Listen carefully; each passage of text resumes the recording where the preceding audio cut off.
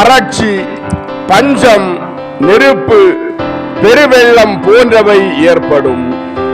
பூகம்பங்களும் பிற இயற்கை பேரழிவுகளும் அதிகரிக்கும். காட்டு விலங்குகளால் கொள்ளை நோய்கள் ஏற்படும்.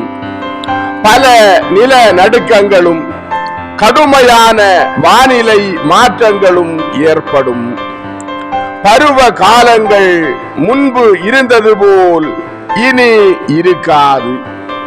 உலகின் பல்வேறு இடங்களில் வெள்ளப்பெருக்கும், கடலிலே அடிக்கடி புயல்களும் ஏற்படும். உண்மையை வேண்டுமென்றே தடை செய்கிற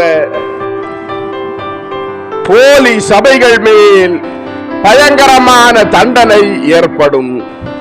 போர் தீவிரமடைந்து பல உயிர்கள் அழிக்கப்படும்.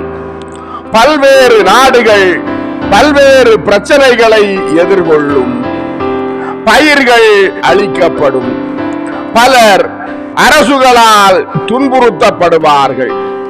அதன் முதல் அறிகுறி பூமி வேகமாக சுழலத் தொடங்கும்.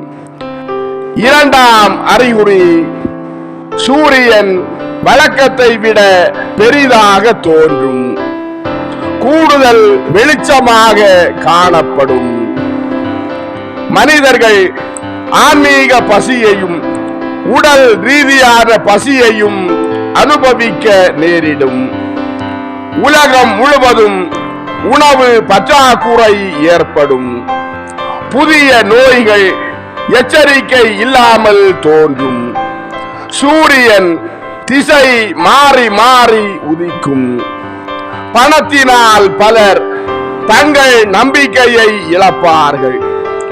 போர் நடந்து கொண்டிருக்கும் போது எதிர் கிறிஸ்து தோன்றி இயேசுவின் நாமத்தினாலே உணவு, மருந்து மற்றும் மக்களுக்கு தேவையான அனைத்தையும் நான் வழங்குவேன் என்று கூறி அற்புதங்களை செய்வான். பலர் இயேசுவை மறந்து அவனை பின் செல்வார்கள்.